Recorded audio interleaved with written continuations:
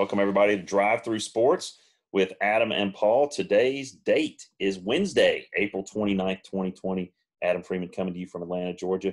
Paul Brees, my good buddy, coming to us from Brentwood, Tennessee. What's up, Brees? Man, just, got a little rain today. We're, the family's getting ready for their daily Zumba. So it's always a good time to be doing the old podcast YouTube thing. Yeah, I've gotten you out of quite a few Zumba sessions with I our, appreciate it. with our the time slot that we have allotted to do this, which I think works out pretty well for both of us. But we were talking a second ago before we could get on air. You were like, "Hey, hold on a second, I got to let my dog in," and we were talking about how our dogs are very similar in that they're so much like people. It's like they want to be somewhere, and then once they're there, they can't wait to leave. And, my dog was doing the same thing last night in the middle of our show, trying to get in the room. I go to let her in the room. 2 minutes later, she was dying to get out because she's got to get whatever is outside. I don't know. But anyway, they're a lot better than cats, that's for sure. Speaking of people who think they want to be somewhere, college athletes. Exactly. You can see my background tonight reflects our subject matter, and we're going to be talking about this recent trend lately of your top prospects going to these select G League teams for $500,000 to play basketball in lieu of going to college and playing in 1 year in college and being one and done, like Jalen Green and these guys. What do you think about that, and how do you think that has influenced what's going on now with the NCAA in terms of them really rethinking, letting athletes, make money on their appearance, on their image, and sign endorsements as long as they're not contradictory? Yeah, obviously the NCAA is a money-making business. And if Yes. some of the better student athletes are, quote-unquote, skipping town to go make their own money, that's bad for business. And, yeah. I mean, you can't – when you see three guys already jetting to the G League. Now, part of this could be a COVID-19 situation where maybe they think there's a chance that there may not – I would think as we go along here that there may be a priority toward professional sports working their way back in. If there's a tier of sports as they're coming back situation, then these guys know that maybe, hey, I can go ahead and just take off now and make my money, and still be playing. Where if I stay in college, I don't know if there's even going to be a season. Am I going to waste a whole year? So that's my thoughts on it. Yeah. When will it start? Right. I mean, another thing too is like you said, I think these other sports are taking their not direction, but they're taking the example of the professional leagues. So, whatever the NFL does is going to weigh heavily on whether or not we have college football in the fall, or whether or not when it starts, when the camps start, when they allow people to start practicing again, being together, that sort of thing. So, yeah, I think maybe that has something to do with it. Honestly, though, this has been brewing since 2013 when, you had, I think the Ed O'Bannon case kind of blew it wide open.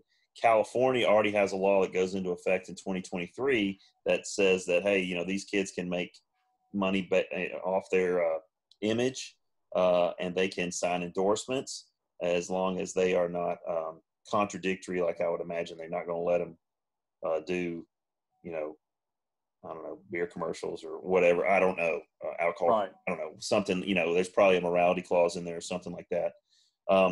But, that kind of started the ball rolling, and they've seen that this is, NCAA is trying to hold on to amateurism, and it's really almost comical because they're making billions of dollars off these student athletes. Now, if you're going to pay athletes where's your stance on paying athletes that are in college? Because there's two sides of the argument. There's the purist that's going to say, hey, they have an athletic scholarship, that's their education is paid for. So yes, they're getting benefits. And then there's people like me that are like, look, that's a kid that, yeah, you're giving them a scholarship, but trust me, they're working for that scholarship. Being a college student athlete is no joke. And it's hard work to keep up your studies and practice and work out and go to study sessions. And you can't have a job. So you've got to depend on your parents to send you money or whatever, Right. because the NCAA won't allow you to have a job. Versus, hey, if I'm on the basketball team or whatever, I get $800 a month as a student athlete. I don't know. What do you think? Well, you know, obviously any student can get a scholarship, Sure. a full ride. Okay. Yeah. And just like you said, the athlete getting a full ride, I mean, that student can still go out and get a part-time job. But that student athlete is pretty much locked in. I mean, if you're talking about examples of ways that you're talking about a student being paid, you know, whether it's some local dealership or you know, just anything in the community, you know, the only issue or the two things that I see could be negative about it is the Power 5 conferences just take off in their recruiting. Yeah. And the people at the bottom feeders just can't catch up because they can't offer the type of promotions and monetary opportunities for their student athletes.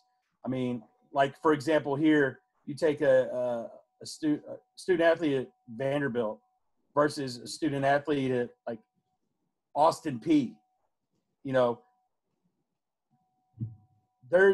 you may have one or two athletes at Austin P that could, you know, get paid, but at Vanderbilt, you know, that's, I mean, the whole baseball team at Vanderbilt could do some kind of, you know, something. Women's bowling has been a national champion at Vanderbilt. Yeah. So, I mean, if you're looking at it that way, then that kind of brings me to my next point, which was going to be, okay, if we're talking everybody, equestrian, you know, women's soccer, men's soccer, volleyball, everybody, if you're saying everybody that has an athletic scholarship gets paid, gets a stipend, does everybody get the same stipend? You know, does the you know, the person on the, you know, the equestrian team at Clemson University get the same stipend that Trevor Lawrence gets? Does that kid generate the amount of income that Trevor Lawrence generates as the starting quarterback? So, I mean, they want it to be equal, but if you're going to have it and it's going to be benefit, it's, you know, like you said, it can't be equal. I mean, it can't. I mean, you know, but people would argue either way. It's a messy situation. I think it starts out, if you start out and you're going to do it, you start out with it being a baseline. You know, you have a baseline amount. Yeah. You cannot make more than this amount in a year. Right. Right. And I think that is the only way to stop someone from, you know, Trevor Lawrence to get a shoe deal from Nike, and then this poor girl on the rowing team at Ithaca College, you know, in New York, you know, it's just. So you're saying, like, you're talking about it in terms of the endorsements, like capping the endorsements that they can make. I was thinking more along the lines of, hey, if we're going to pay these athletes a stipend from the university, that right. It starts off at a baseline and everybody has this. Yeah. Then maybe you have performance, you know, performance bonuses, if you will. Sure. That can get added onto that, you know, and as much as these, and again, here's back to your point where, you know, you're talking about how you would lose those smaller schools, that the Slippery Rock universities of the world who don't have those huge revenues, they're not going to be able to maybe meet that need or meet the payment of the minimum payment set forth by the NCAA. Now, maybe they set it at a different level, and then you have, again, something else. So like, a Division II kid that's getting a scholarship because they're Division II, then Division II can only offer $300 a month, or something like that, or some, they may argue that the smaller schools, like you said, that are Division I, hey man, look, we can't afford, we're not bringing in that many people, we're not generating as much revenue as a Clemson or an Alabama or an Ohio State or Michigan or Tennessee or somebody like that. We can't afford that. I don't know if that's even feasible. So you may have to have a situation where it's a revenue share, and then it's divvied up, right, everyone, which is I think that's a good thought. I thought that the NCAA was, using the example of promoting themselves, and another opportunity would be the promotion of like shoe deals or endorsements somehow. But I definitely agree with you that the supplement or the stipend would need to be equally shared, and then the NCAA would then have to cap any additional wages earned off whatever they're doing. I mean, it's essentially what they do now with bowl season. Correct. SEC has 9 or 10 lots for bowls. Okay, well, if Alabama goes to the national championship game and they get $8 million, well, they don't get $8 million. The SEC gets $8 million, and Kentucky gets 2.4 for the Music City Bowl and the Belk Bowl and all this stuff, and it's just all together, and then it's doled out right to everyone. Correct. Including the 4 teams that didn't make a bowl. Correct. So, something along those lines, I think, would be fair, and it would take time to. But I think gone are these days where you've got guys that are, selling, kids buying their jerseys, college jerseys. They're buying merchandise from the bookstore because your team's in the top 5. And, they're in the college football playoff, and you're selling all those shirts and all that stuff. They need to get some of that. Absolutely. That's the issue because those shirts with the college football playoff on them that they're selling for $25 a piece that cost $2 to make. The athletes, I mean, that's their sweat and blood and work. Somebody else making money off of, and I don't think that's right. And again, people will argue with me that they got an athletic scholarship that's paying for their education. Well, that's great, but they're still generating so much more revenue for the school. And I get they signed the scholarship. Okay, we'll see that this is not the 1960s. Okay, we have progressed.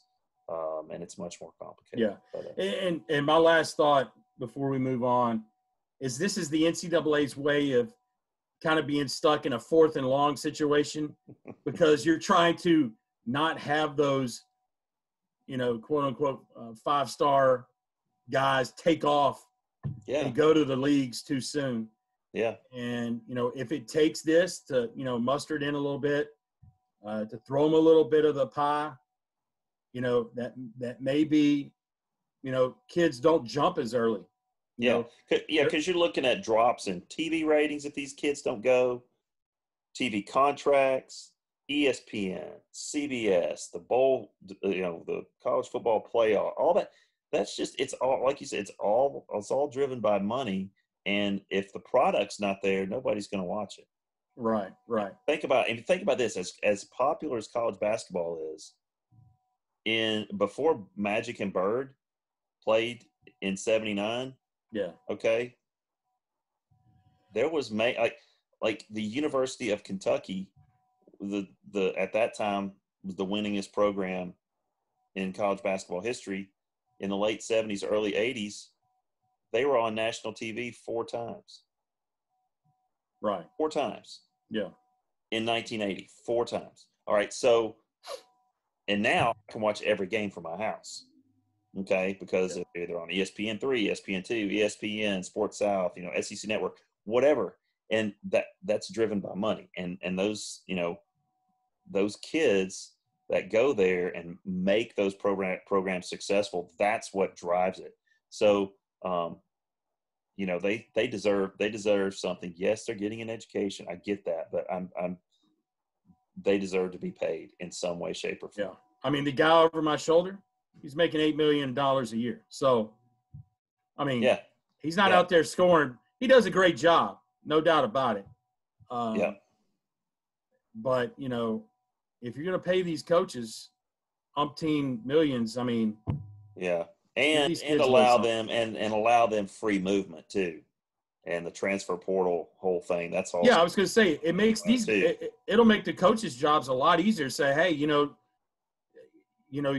getting your money, and we can provide you with some other opportunities as well. I mean, to stick around. And if they're an in between kind of person, they're not sure they're going to get drafted early. They're not as jumpy to head to the draft and see what their draft status is and see where their stock is, and they're come back and, oh, well, it's not as great as I thought. I'm okay with staying another year. And I still make a little something.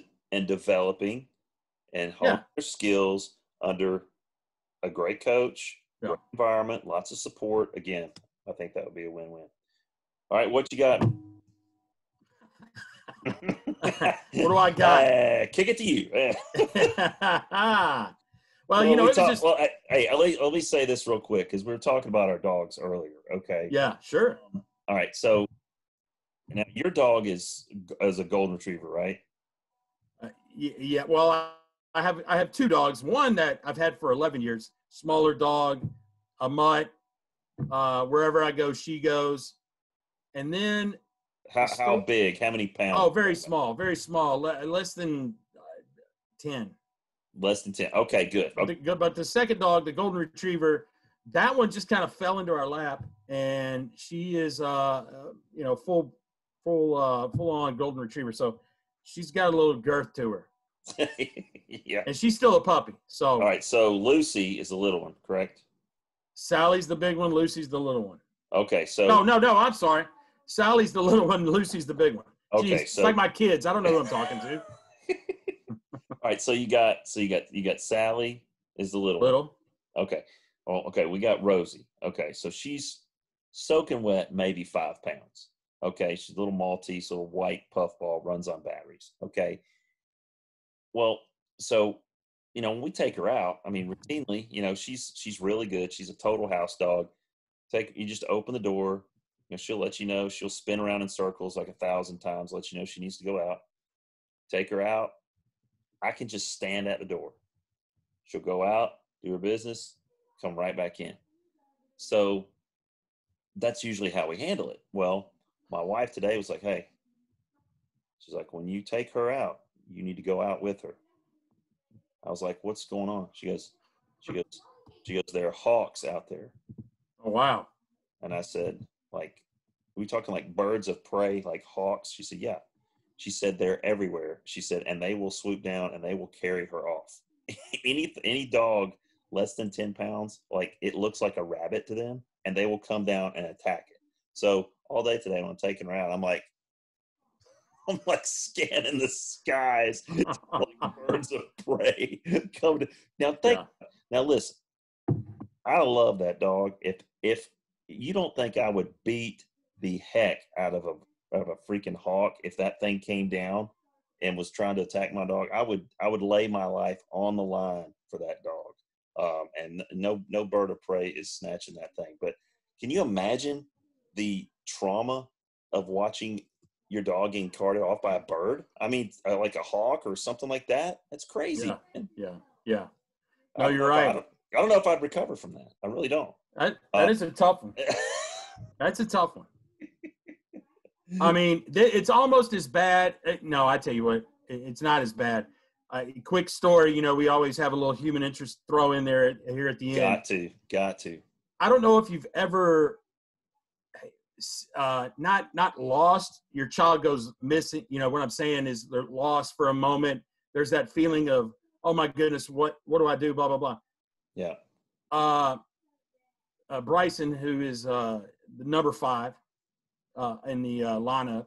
You sure about that? 100% on this.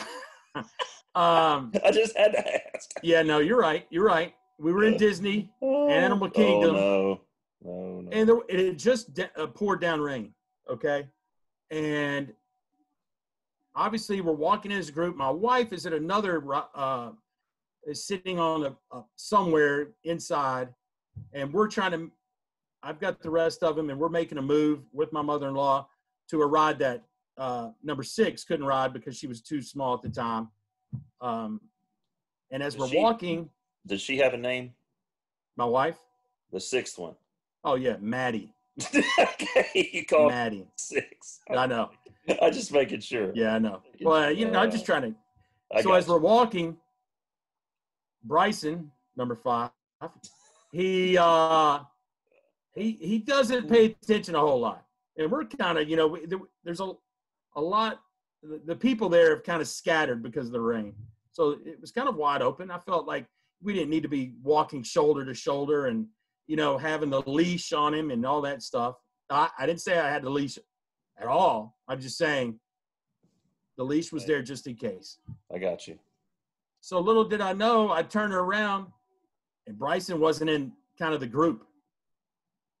And that, that's where you kind of feel like two things. What happened and what is my wife going to do when she finds out?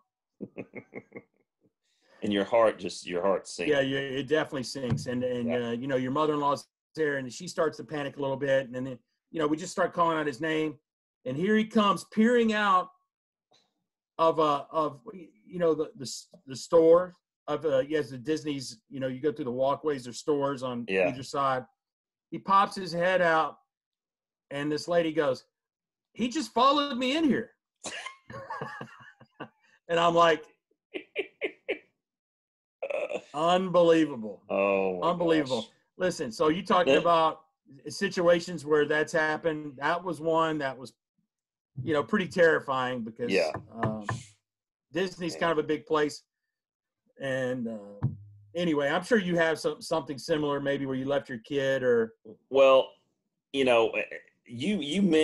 kind of brought this one on, and this is a little segue to this story. And you may have even been with me at the time. We were actually at Old Opryland.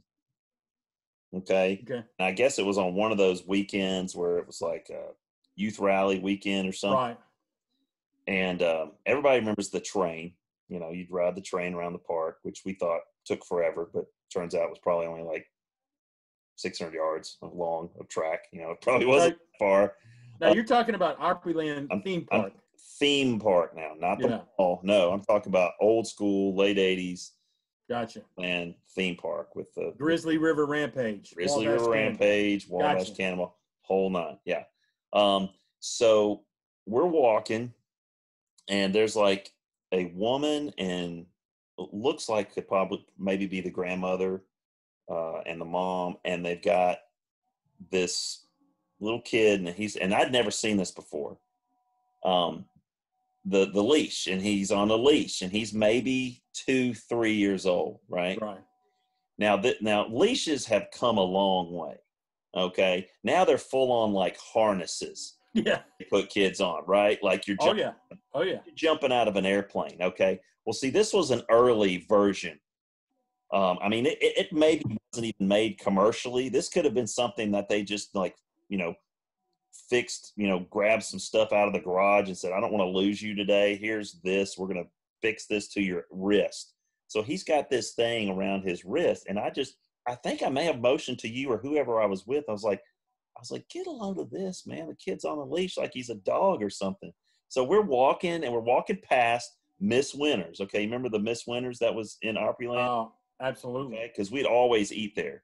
All right. So we're going by the Miss Winters, and right past the Miss Winters is where the train is. And you have to cross the tracks to get to the Wabash Cannonball. okay, where the Wabash Cannonball was. And so we're waiting. We're coming out of the Miss Winters when we see this kid, and I make a comment about him.